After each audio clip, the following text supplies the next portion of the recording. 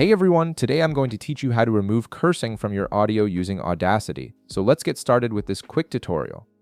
First, open your Audacity app on your PC. Once the application launches and your audio file is loaded, direct your attention to the left side of your screen where you'll see your track displayed. You'll notice 3 dotted lines beside your track name. Go ahead and click on those dots to reveal a menu of options. From this menu, select Split Stereo Track. This step is important because it separates your audio into 2 channels, giving you more control over the editing process.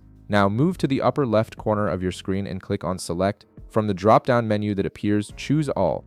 This action will highlight your entire audio track, ensuring that any effects you apply will affect the whole recording evenly. Next, click on Effect located in the top toolbar. This menu contains all the audio processing tools you'll need.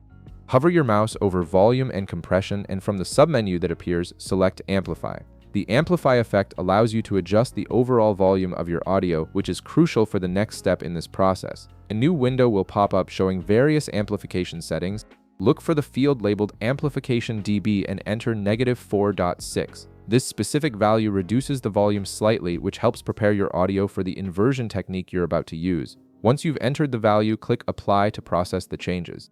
Give it a moment while Audacity applies the effect to your entire track. After the processing is complete, click the play button in the upper left to test your audio. Listen carefully through your recording to identify any cursing words that need to be removed. This is where the actual removal process begins. When you hear a curse word, pause the playback. Click the selection tool at the top of your screen. Now click and drag across the section of audio that contains the curse word. Make absolutely sure to highlight both waveforms if you're working with stereo audio. This ensures the effect is applied evenly across both channels. With the cursing section highlighted, click Effect again at the top toolbar, hover your mouse over Special, and from the submenu, select Invert.